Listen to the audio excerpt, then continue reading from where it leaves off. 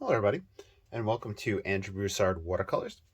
Today I'm going to experiment with ink and using it for kind of a tonalist, moody landscape painting. In front of me, I have a quarter sheet of Stonehenge Aqua.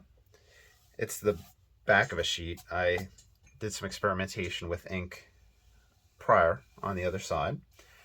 Um, the wet and wet properties of the India ink is absolutely beautiful and a different creature than wet and wet watercolor. I am not sure what is causing that difference, and the only thing I could really do is speculate that, or just start doing a lot of research on India ink and its properties, and um, that might be a little too in depth and unnecessary for me.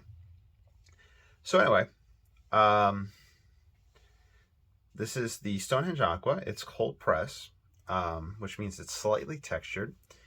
And I have found that it does give some interesting effects due to that slight texture. And hopefully that will show up in this video and we can kind of talk about it and speculate on it. First things first, I saturated the paper. I'm going to use the Dr. P.H. Martin Bombay India ink. It's pigmented India ink, but I don't know if it has shellac in it or what, but there's definitely something in it that has some weird properties. And I think carbon particles are used, and they kind of start showing up in that wet and wet, almost like a granulation, but very extreme in some areas. I just saturated the paper. I'm going to, I think I'm going to use this large hake to paint. I haven't used it in a while, but I'm going to dive in. I'm going to saturate this with that ink. I think it shows up on the screen. I'm going to try to leave it on there. And I'm going to do my horizon line and let the ink spread out and show that effect. I'm twisting the brush just so I can get variation on this. And as you can see, it spreads out quite beautifully. I'm going to grab some and put it up in the top corner and let that spread out so it's coming down from the sky for a sky texture effect. We'll see how these two meet, the top and the bottom. One thing that I have found with the ink so far is that, like I said, it's a different beast. And one of the things is it is very easy to start overworking it and not enjoying the texture and losing these effects. So I'm going to try to do minimal application. I have also found that it dries the area that it was painted into. I don't know how well the sheen shows up on the camera, but this right here, I would consider this maybe damp at this point. This area a little bit more wet. This area is completely saturated, but the effects that it has and its ability to change the water content of different spots is really weird and really amazing. Okay. That being said, areas that do still seem a little wet to me, I'm going to feed some more ink into. I did not really enjoy aesthetically if I was to put ink in this spot right in the middle on that horizon line. So I might have to wait till a complete dry off and then apply them. I might have to re-wet some areas or do a completely wet and wet again. It's all speculation and exploration.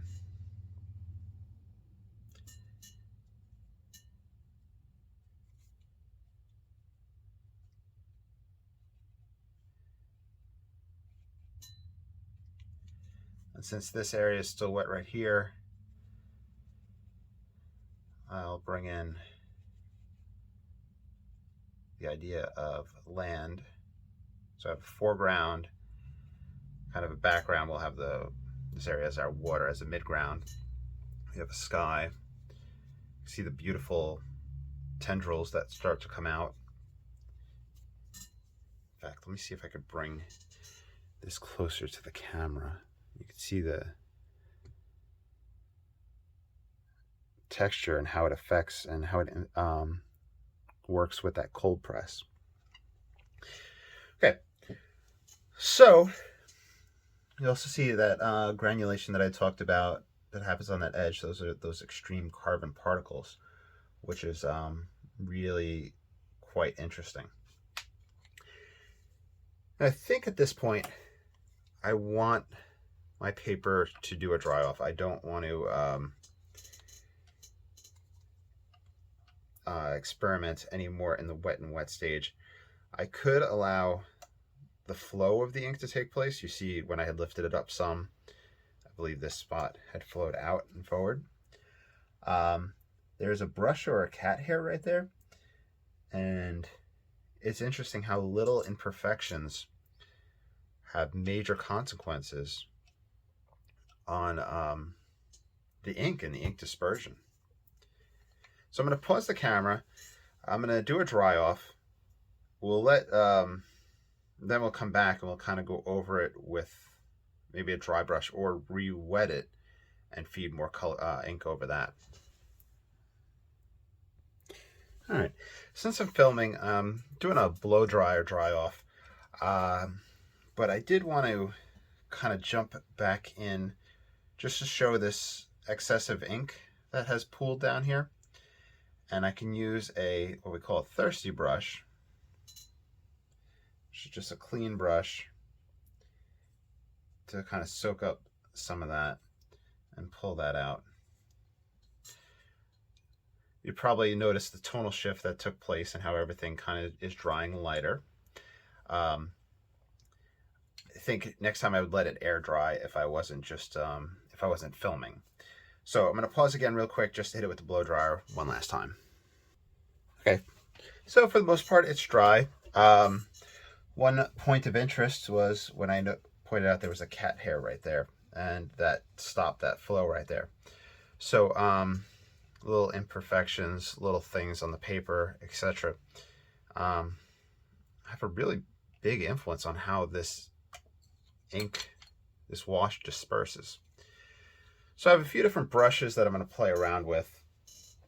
I'm really not quite sure what I would want to use for the painting ink or the scene that I want to do. So I'm going to kind of just play around and continue the experiment. So let's see, just kind of getting everything together. I got to make sure that these brushes wind up getting washed, since we are using something that might be shellac based, or I don't know if it has like an acrylic or something in it. Anyway, let's start off with our hake. This is the medium hake brush. I'm gonna mix a watery mix of ink, and we'll play around with this kind of mid foreground element.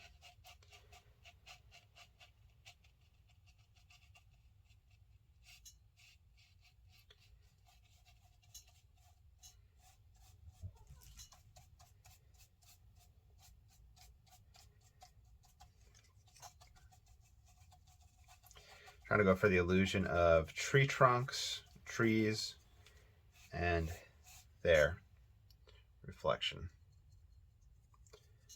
Make the reflection softer.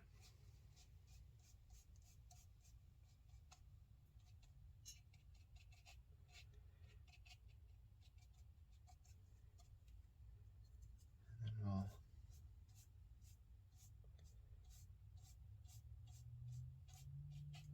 come up with these kind of taller pines.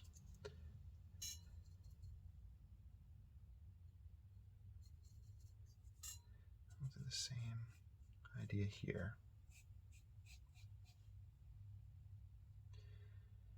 Let's do a little curvature in the water and bring our land on the side here out. Start bringing it across. I'm painting to the edge just in case, you know, something gets matted. I like to make sure that's all covered. Add a little bit of inky texture in the foreground.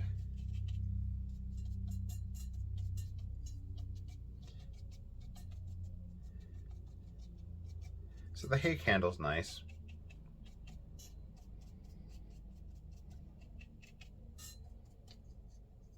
I'm going to put out some more ink. I think next time I do this, I'll use the Chinese ink or the, I have a big bottle of the Speedball Indie ink. Because I like the Dr. P.H. Martin's, but for the quantity that I'm going to wind up using, I think I'd go through a bottle pretty quick. Okay, so working this foreground. Add a little bit darker elements.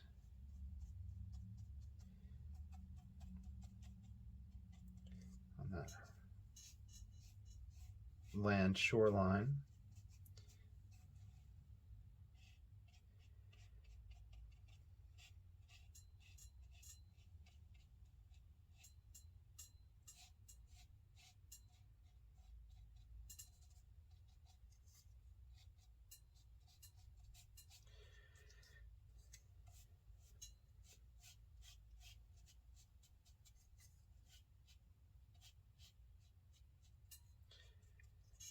Then let's see, we could switch brushes to play around. So I don't think I'm going to use the squirrel mop. We might use, this is a number 3/0 rigger brush. So it's just a fine line. Hopefully my hand's not blocking. But I'm going to build up the densities here in this spot. This is a Hobby Lobby one. I think I had bought it to compare it to the silver black velvet brush. I think I preferred the silver black velvet.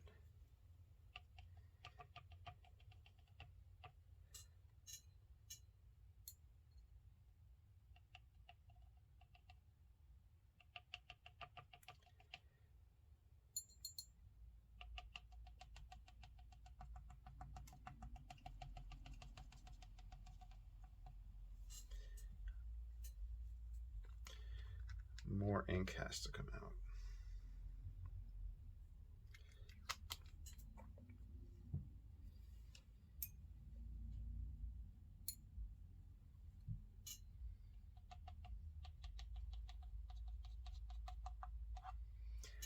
I think one thing that we'll wind up doing is adding foreground tree elements so we can see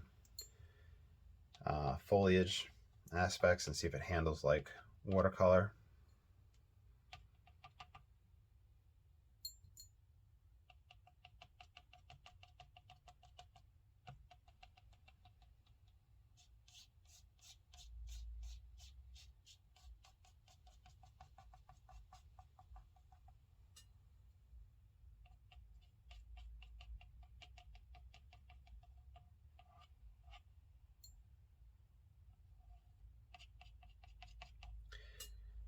I'm just using the side here.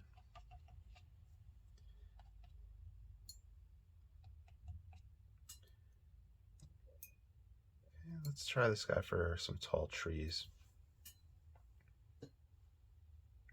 Or maybe some mid-ground trees right here.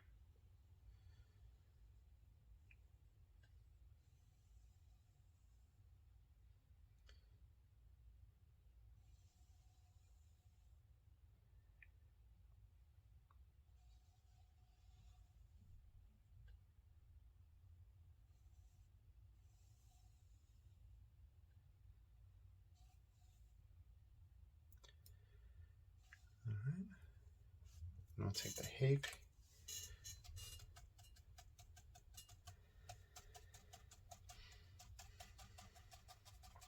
And we'll stipple in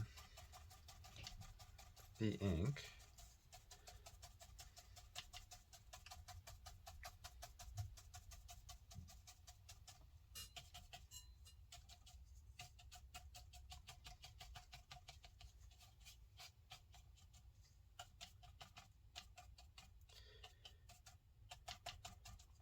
See if we can get a little bit blacker ink. Something darker, there we go.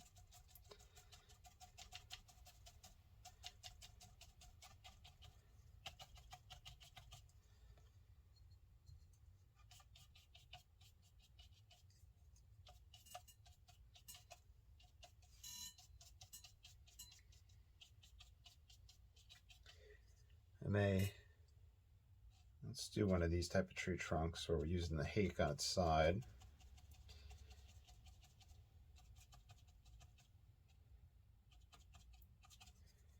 Do a grouping of them.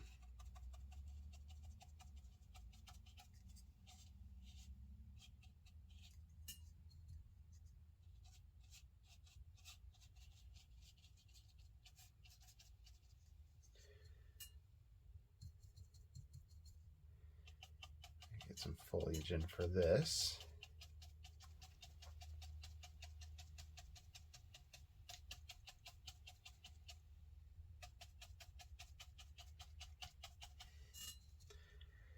So I'm enjoying the overall monochromatic feel. The wet and wet effects are definitely interesting. We've seen in previous videos with the Chinese ink. So this is the like I said, the India ink, which I think, you know, maybe the difference is animal glue or shellac or something like that. But the Chinese ink made for a pretty good underpainting. I'm gonna grab a number 4 rigger so I can grab more. The Chinese ink made for a good underpainting, and we're able to paint watercolor on top of that. I'm wondering, I don't know if I've really done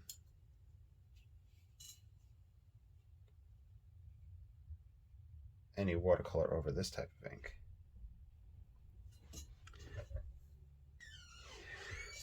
Okay, so let's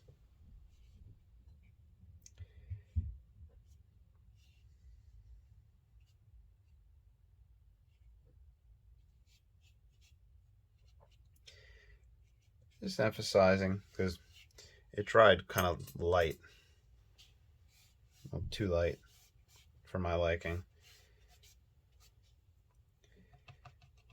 Use the side as per usual to help that sit in place. Let's take the darker ink and we'll add darker foliage aspects.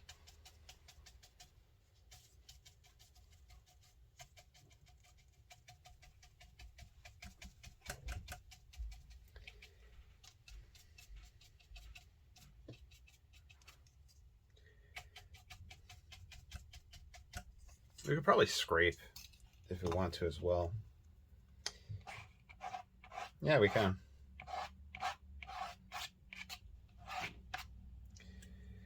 We get a little bit more variety down here.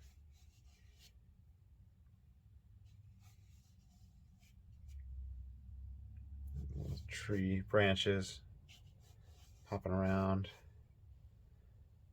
flowing in and out. I think I'll grab some darker ink to kind of come off the side right here, stop the eye from going off the page. See if we can build up the darks on that side.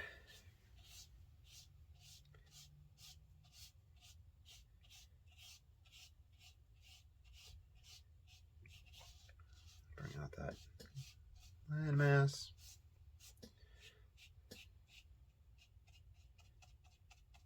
foliage.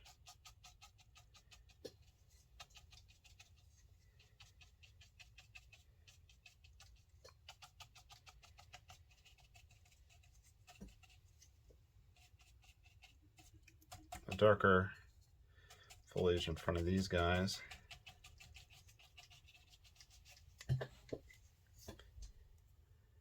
Can grab another bigger tree right there. Once again, I have to put more ink out. That should be enough.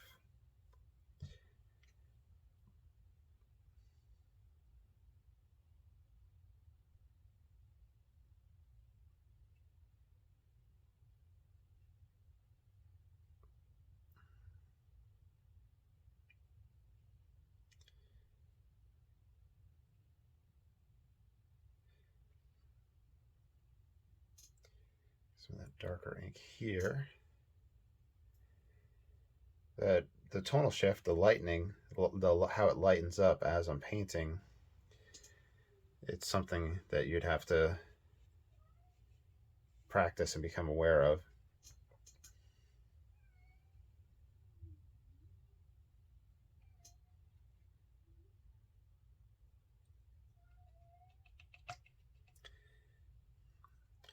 I'm almost wondering if that's the hake that is just absorbing so much ink and not releasing much of it.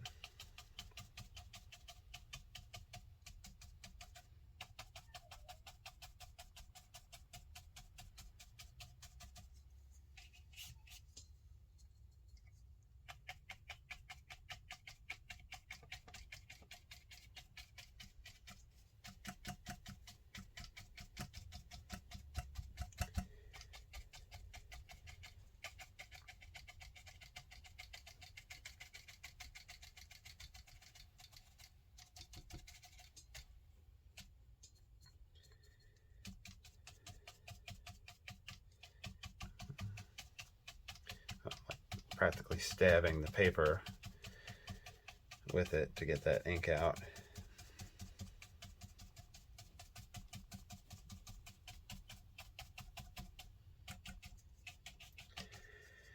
Definitely has a different handling property than watercolor. That's the best thing that I can say about it. It does have a nice effect, that monochrome look.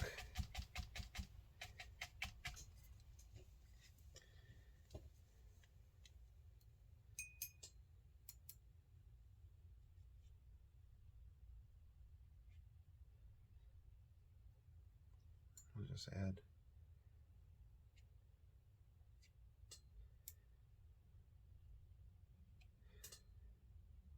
Okay, I'm going to pause it to do a dry off so you can see where we're at. Well, I might do some off-camera work, but I think this is kind of just the good stopping point for this, where you can see the tonal variation that you can get. I'm curious how dark it can get with this. You see the random wet and wet effects that were quite beautiful. It really just worked really well with that.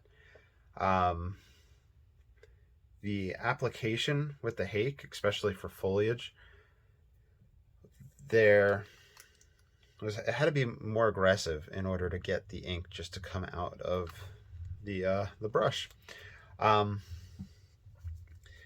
So that's something to point out, and how quickly it dries on the palette. And you got to be careful with, if you're using the blow dryer is going to kind of also catch over and start to dry things out. So be wary of that.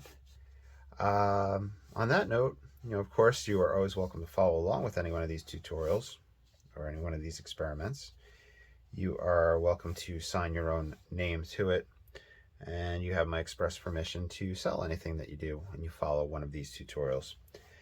That being said, I would love for you to consider supporting the channel by liking and subscribing. And I also have Patreon with some exclusive content and that's just a great way to financially support the channel as well.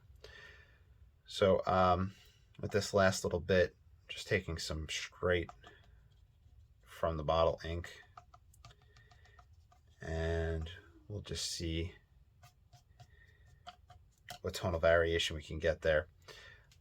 It's nice because even though it's drying and it lightens up as it dries, that really helps create that illusion of depth. So it almost forces you to then do another layer where you're not completely on top of what was previously there in order to build up that depth. And the same thing happens with watercolor with the wet and wet. So it almost inherently, like I said, forces you to keep layering, which has a nice illusion to it.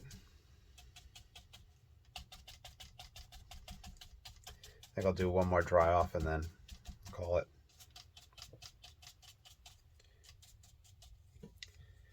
And then I have to wash these brushes. So if you do follow with ink, make sure you're cleaning those brushes, which I'm just organizing right here. And let's do that last dry off.